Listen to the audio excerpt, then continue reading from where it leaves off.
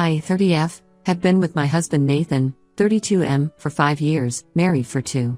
We were happy until I got pregnant 7 months ago. That's when everything changed. I grew up without a father. He left my mom when she was pregnant with me. My grandparents kicked her out for getting pregnant out of wedlock. She was only 19 and had to drop out of college. She started working as a cashier at a grocery store to make ends meet. A few months before I was born, she found out she was having twins. It was tough, but she never gave up. My twin sister and I didn't know any of this until we were 16. We'd always wondered why we didn't have any other family. When Mom finally told us, it made me realize I had to step up for my family. My sister and I started working at 18 instead of going to college.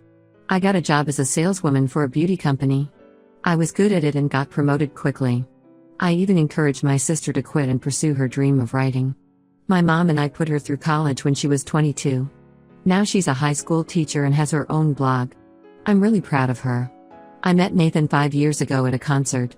We clicked instantly over our shared love of music and fitness. He also grew up without a father. His dad passed away when he was young. We bonded over that too. On our first date, we discovered we had so much in common. We both love the same TV shows and are really into fitness. We started dating and met each other's families after 6 months. My mom and sister love Nathan, but his mother. That's a different story. From day one, she was cold towards me. I tried for a year to win her over, but nothing worked. I finally gave up and accepted that she'd never like me. Nathan and I got married 2 years ago. Everything was great until I got pregnant 7 months ago. Nathan wasn't thrilled about the pregnancy. He said it wasn't a good time because he was starting a business with a friend.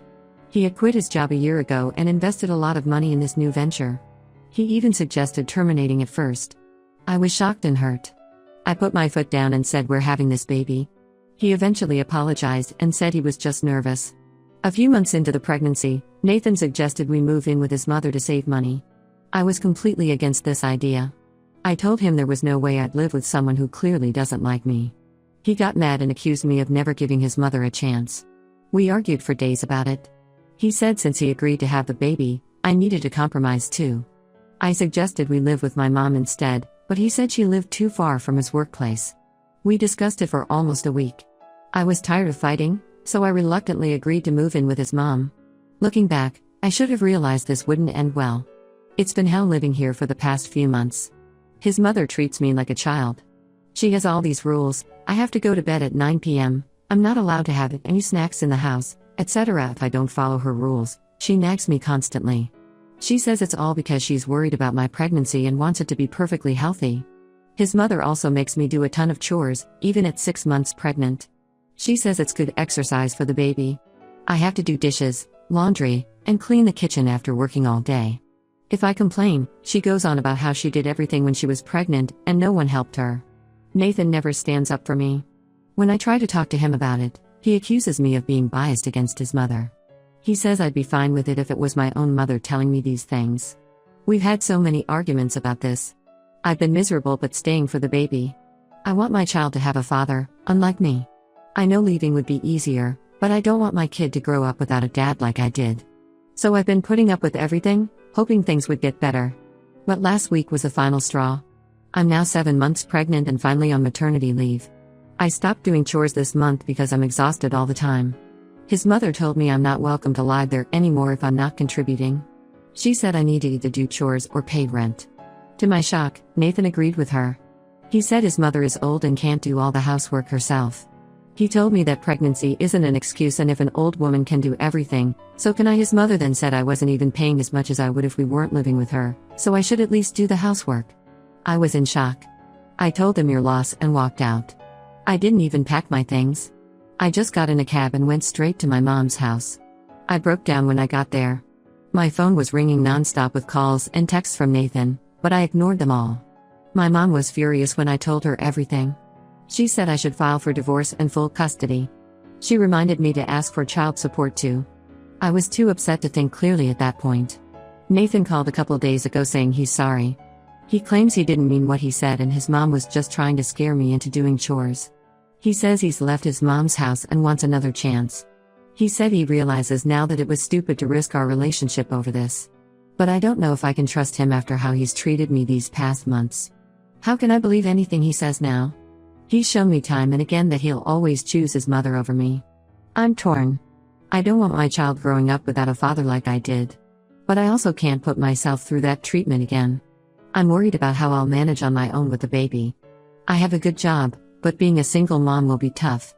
On the other hand, I'm not sure I want my child growing up in that toxic environment with Nathan's mother. What if she treats our child the way she treated me? And can I really trust Nathan to be a good father when he couldn't even be a supportive husband? I'm also worried about the legal aspects of all this. I don't know much about divorce or custody laws. Will Nathan try to take the baby away from me? Can his mother get grandparent rights or something? I'm scared and confused. My sister says I should talk to a lawyer before making any decisions.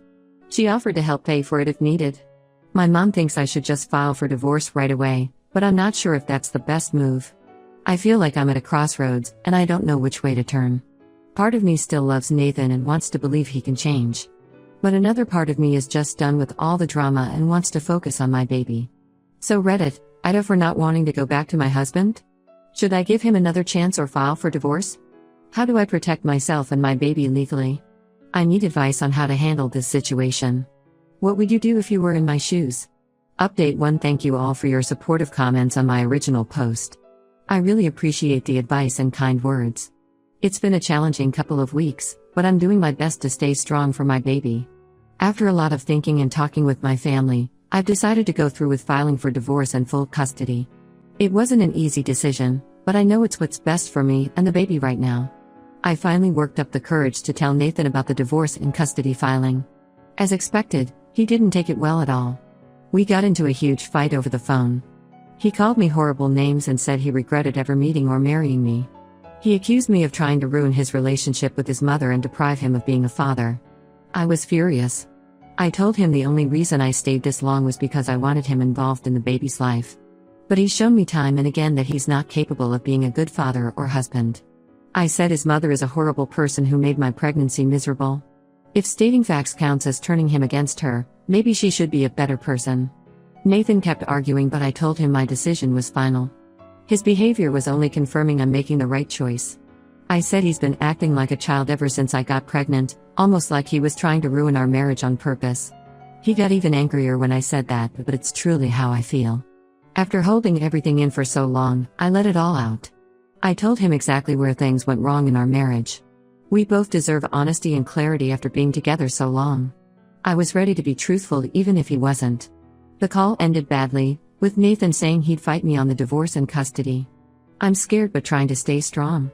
My family is supporting me 100%. I know this won't be easy, but I have to do what's best for myself and the baby now. In a surprise twist, Nathan's sister Deborah, 28F, reached out to me yesterday. We were never close before, but she wanted to check on me after hearing about the divorce from Nathan. To my shock, she revealed some things about Nathan and their mother that I never knew. Apparently their mother has a history of being controlling and manipulative, especially with Nathan's partners. Deborah said I'm not the first girlfriend their mom has driven away. She's done this with all of Nathan's serious relationships. Deborah thinks their mom is terrified of losing control over Nathan. She manipulates him into choosing her over his partners. Nathan is aware of this on some level but can never stand up to her. Deborah has tried talking to him about it for years, but he always defends their mom. Deborah told me about Nathan's high school girlfriend, Emma. They dated for 2 years and were really serious. Nathan's mom hated Emma from the start. She would constantly criticize Emma's appearance, her family, her goals, everything. Nathan would always defend his mom, saying she was just looking out for him. Things came to a head when Nathan and Emma were applying to colleges. They had plans to go to the same school. But Nathan's mom convinced him to apply to her alma mater instead, which was in another state. When Nathan got in, his mom pressured him to accept, saying it was a better school and better for his future. Emma was heartbroken. She and Nathan tried to make long-distance work, but his mom made it impossible. She would call Nathan constantly when he was talking to Emma, saying she needed him for something urgent. She'd plan family events during times Nathan was supposed to visit Emma. Finally, Nathan's mom started spreading rumors that Emma was cheating on Nathan at college. She had no proof, but she kept planting doubts in Nathan's mind. Nathan eventually broke up with Emma, believing his mom's lies. Deborah says she feels guilty for not standing up for Emma more back then. She was younger and afraid of going against their mom too. But now she sees how toxic their mother's behavior is and wants to break the cycle. I was stunned to learn all this. It explained so much about Nathan's behavior and why he always took his mom's side. Deborah apologized for not warning me sooner. She offered to testify on my behalf if needed for the custody case. This new information has me reconsidering everything. While I'm still moving forward with the divorce, I'm wondering if I should try to get Nathan into therapy instead of completely cutting him out of the baby's life. Maybe with professional help he could break free of his mom's influence and be a good father. I have a lot to think about now. I'm meeting with my lawyer next week to discuss options. This custody battle may be more complicated than I thought. In the meantime, I'm focusing on taking care of myself and the baby. My mom has been amazing, cooking healthy meals for me and going with me to all my doctor's appointments. My sister comes over often too, helping me set up the nursery and giving me tips from when she had her kids. I'm trying to stay positive, but I'm worried about the stress affecting the baby. My doctor says my blood pressure is a bit high and wants me to rest more. It's hard to relax with everything going on, but I'm doing my best. I'm also dealing with feelings of guilt and doubt. Did I try hard enough to make things work with Nathan? Should I have left sooner? Am I doing the right thing for my baby? These thoughts keep me up at night sometimes. But then I remember how miserable I was living with Nathan and his mother. I think about how Nathan never stood up for me, how he agreed with his mom about kicking me out when I was 7 months pregnant. I know I can't go back to that situation. I'm scared about being a single mom, but I know I have my family's support. And I'd rather be a happy single mom than a miserable married one. My child deserves to grow up in a peaceful, loving home. I'll update again after I meet with my lawyer and figure out my next steps. Thank you all again for the support during this difficult time. It means more than you know. Update 2: It's been a month since my last update and a lot has happened. The divorce is moving forward, but the custody situation has gotten messy. After learning about Nathan's history with his mother from his sister Deborah, I decided to give him one last chance, not to reconcile our marriage, but to get help and potentially be involved in our child's life. I reached out and told Nathan what Deborah revealed to me. I said I'd consider joint custody if he agreed to therapy and set firm boundaries with his mother. At first he was angry that Deborah had betrayed him by talking to me. But after a few days of thinking it over, he agreed to try therapy. For a couple weeks, things seemed to be improving. Nathan was going to therapy twice a week. He moved out of his mother's house into his own apartment. We were communicating better about the baby and divorce proceedings. I started to have hope that we could co-parent successfully. But then everything fell apart again. Nathan's mother somehow found out about the therapy and custody agreement we were working towards. She showed up at his apartment and apparently said a bunch of awful things about me, claiming I was trying to turn her son against her and steal her grandchild. Nathan caved under the pressure. He called me in a rage, saying therapy was pointless and his mother was right about me all along. He accused me of manipulating Deborah into lying about their family history. He said he was going to fight for full custody himself so his mother could help raise the baby properly. I was devastated. Just when I thought we were making progress, we're back to square one. I told Nathan he just proved he'll never be able to stand up to his mother and be a good father to our child. I said I'd fight him with everything I have to protect this baby from his toxic family dynamic. The custody battle is now in full swing. Nathan's mother has hired an expensive lawyer for him. They're trying to paint me as an unstable, vindictive woman who is unfit to be a mother. They're claiming I'm trying to alienate the baby from its father and grandmother out of spite. Their lawyer has been digging into my past, trying to find anything they can use against me. They're bringing up the fact that I didn't go to college, implying I'm not educated enough to raise a child properly. They're also trying to use my family history against me, saying I come from an unstable background because of my single mother upbringing. It's frustrating because they're twisting everything. Yes, I didn't go to college, but that's because I started working to help support my family. And my mom did an amazing job raising my sister and me on her own. But Nathan's lawyer is trying to make it all sound terrible. Thankfully, Deborah is sticking to her word about testifying for me. She's providing evidence of their mother's manipulative behavior over the years. My own mom and sister are also vouching for my character and fitness as a parent. My lawyer says we have a strong case, especially with Deborah's testimony. But she warned me that custody battles can be unpredictable. The judge will ultimately decide based on what they believe is in the best interest of the child. I'm trying to stay strong, but this is taking a huge emotional toll, especially being 8 months pregnant now. The stress isn't good for the baby. My doctor has me on bed rest due to concerns about preterm labor from all the stress. My mom has moved in temporarily to help take care of me. She's been amazing, cooking all my meals and making sure I'm resting. My sister comes by every day after work to keep me company. I don't know what I'd do without them. I'm scared about the outcome of this custody fight. I know Nathan and his mother have more money for lawyers than I do. But I have to believe that the truth will come out and the judge will see what's really best for the baby. I've been trying to focus on positive things to keep my stress levels down. I've been reading parenting books and watching videos about newborn care. My sister has been helping me finish setting up the nursery. We painted it a soft green color and put up some cute animal decals. I've also been writing letters to my baby, telling him or her how much I love them already. It helps me remember what I'm fighting for when things get tough. I'll update again after the baby is born and we have our first custody hearing. Thank you all for your continued support and advice during this nightmare. It means so much to know I'm not alone in this. Update 3. It's been a wild few months since my last update. My beautiful baby boy was born 6 weeks ago. The joy of becoming a mother has been overshadowed by the ongoing custody battle with Nathan and his mother. The first custody hearing was last week. It was intense and emotional. Nathan's lawyer tried to paint me as unstable and unfit, bringing up my decision to walk out while pregnant. They argued that my impulsive behavior showed I wasn't thinking of the baby's well-being. They also brought up my lack of college education again, implying I wouldn't be able to provide a good life for my son. But my lawyer did an amazing job presenting evidence of the emotional abuse I endured from Nathan and his mother. We had text messages showing Nathan agreeing with his mother's cruel treatment of me. We also had witnesses, my mom, sister, and even some of our mutual friends, who testified about how Nathan's behavior changed after we moved in with his mother. The turning point came when Deborah testified. She provided text messages and recordings showing how manipulative their mother has been over the years. She also revealed that their mother had driven away Nathan's high school girlfriend by spreading rumors that the girl was cheating, which Deborah now knows was a lie. Deborah's testimony was powerful. She described in detail how their mother had always controlled Nathan's life, from choosing his college to interfering in all his relationships. She explained how their mother would guilt-trip Nathan whenever he tried to assert independence, saying he was abandoning her just like their father did when he died. The judge seemed disturbed by the evidence of manipulation and emotional abuse. He questioned Nathan directly about his mother's influence and why he kept choosing her over his wife and child. Nathan struggled to answer, which I think spoke volumes. In the end, the judge granted me temporary full custody, with Nathan getting supervised visitation twice a week. We have to attend co-parenting classes and Nathan must continue therapy. Another hearing is set for 6 months from now to reassess. Nathan was furious about the ruling. He caused a scene outside the courtroom, yelling that I'd stolen his son.